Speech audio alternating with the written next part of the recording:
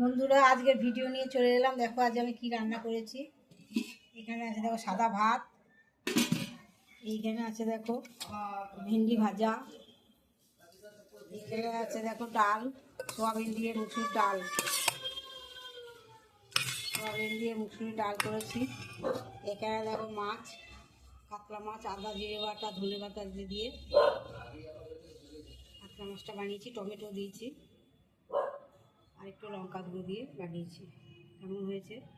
আর এখানে দেখো মাছের টক, কুমড়ো, আলু, বেগুন, কুমড়ো আলু বেগুন দিয়ে একটা মাছের টক বানিয়েছি। এই দেখো মাছ,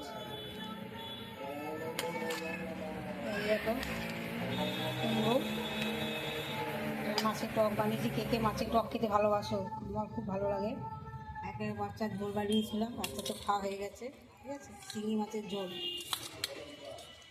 চিংড়ি মাছের ঝোল বানিয়েছিলাম, বানিয়েছি খাইয়েছে, আবার রাতে খাবে। আর এখানে এখন টক দই আছে। এই ছিল আমার আজকের রান্না। কে কে খাবে চলে এসো। সবাইকে অনেক অনেক শুভেচ্ছা রইল শুভ দুপুরের। সবাই ভালো থেকো, সুস্থ থেকো।